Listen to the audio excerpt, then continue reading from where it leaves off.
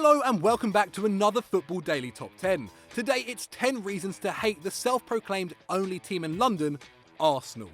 I just want to say I didn't write this, but this should be fun. 10. The stubbornness of Wenger.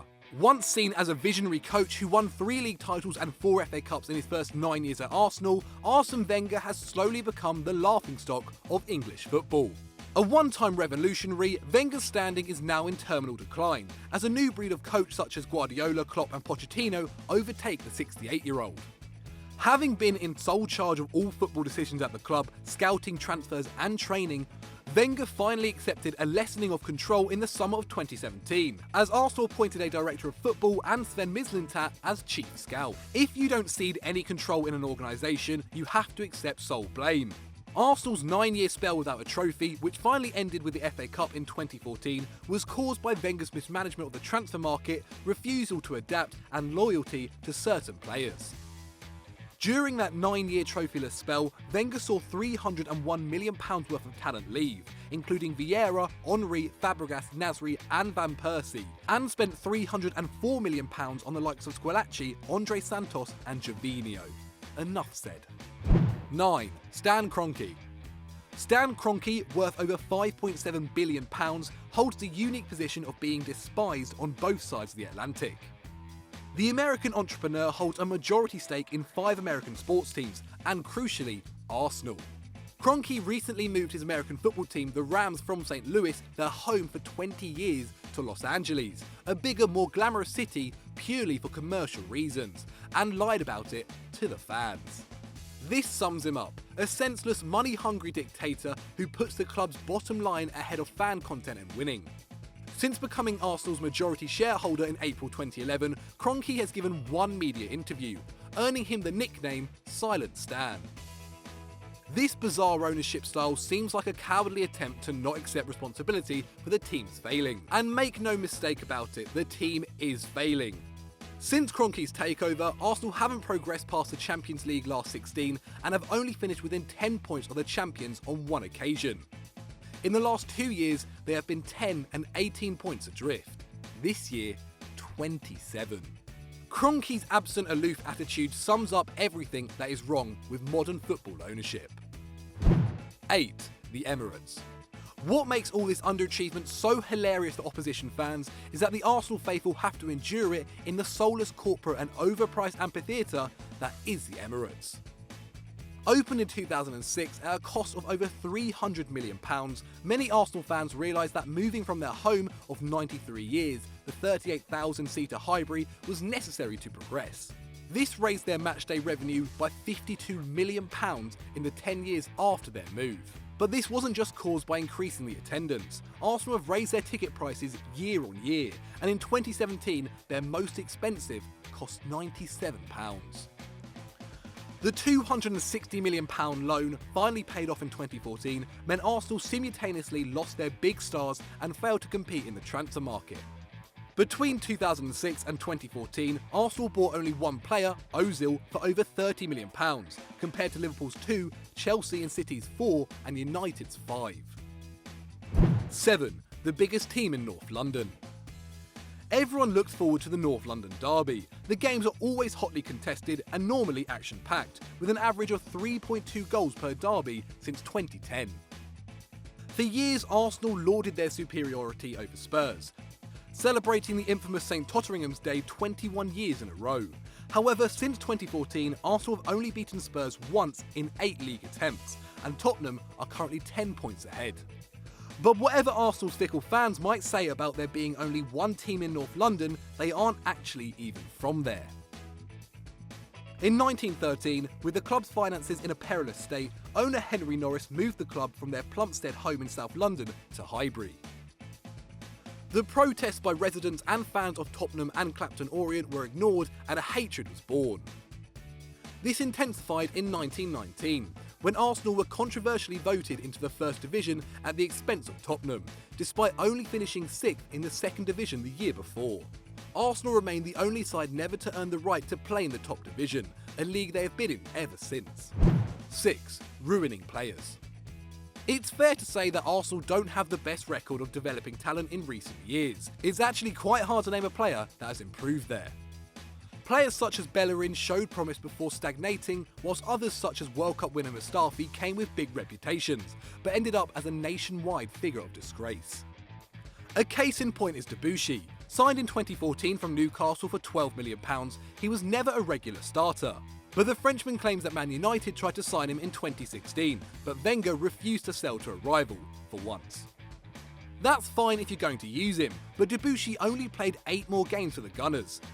Signed aged 27, he has now only played 25 league games in 4 years. And between 2011 and March 2017, Arsenal players spent a massive 10,285 days injured. That's 700 days, almost 2 years, more than second place Manchester United. Arsenal's catastrophic ability to prepare players both technically and physically has ruined multiple players' careers. 5. The Mesut Özil treatment. Jose Mourinho calls Mesut Özil the best number 10 he has ever worked with, and Andrea Pirlo says he has vision like nobody else in Europe. But the way that Özil has been treated since his £42 million move to Arsenal in 2013 has been nothing short of disgraceful. British football fans tend to love thundering tackles and maximum effort, and it seems like Ozil's more technical, proficient style isn't suited to these shores. Despite posting impressive stats with 27 goals and 49 assists in 139 Premier League games, which is a goal every 0.26 matches, far better than Gerrard's 0.4, Özil is repeatedly singled out for criticism from pundits after every Arsenal defeat. He is quite simply world class though. Since his league debut for Schalke in August 2006, aged just 18, Özil is the only player in Europe's top 5 leagues to create more than 1,000 chances. He is also the top creator and assist provider in the Premier League since his debut in 2013. He's often wasted and spoiled on Arsenal fans. Don't at me. 4. Piers Morgan. Since the death of Osama bin Laden in 2011, phone hacking criminal and general dickhead Piers Morgan has assumed the title of the most hated Arsenal fan of all time. And bin Laden was an Arsenal fan. A long-time member of the notorious #Wenger Out Brigade, 52-year-old Morgan has repeatedly sent out attention-seeking social media posts, including inviting Donald Trump to be manager. His most nauseous period though was undoubtedly in 2011, when he launched an unrelenting personal tirade against Aaron Ramsey. His tweets include, "What does Wenger see in Ramsey? A complete and utter liability." But the following season, Arsenal made a storming start to the Premier League and were 1 point clear of Man City at Christmas with Ramsey in superb form.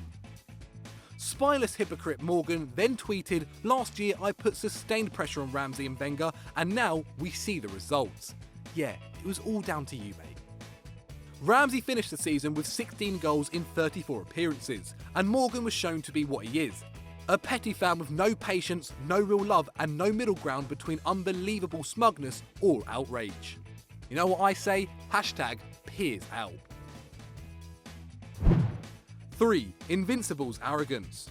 Just as United fans drone on about their record 20 English titles, Liverpool their 5 European Cups, and Chelsea, oh wait, they've got nothing, Arsenal fans can get their Invincibles into just about any conversation. There are only 2 teams in English football history that can claim to be invincibles. Preston North End in the 1888-89 season and Arsenal in the 2003-04 campaign.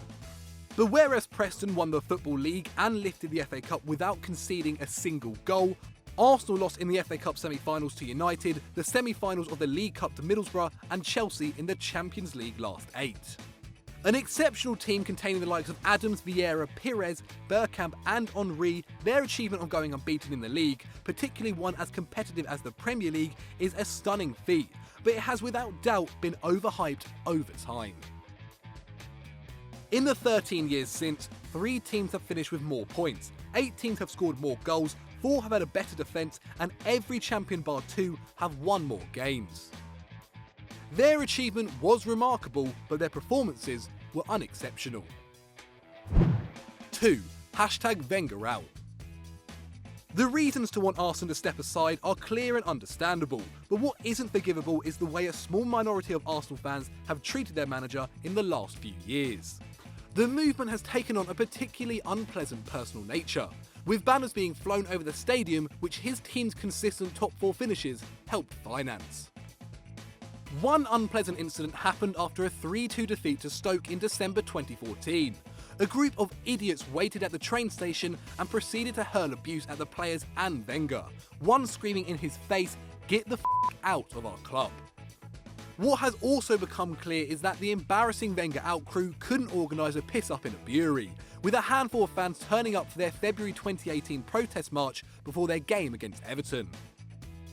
Even the uncomplaining Wenger has said he has been treated in a way that human beings don't deserve. Leave the man alone. He's like a granddad.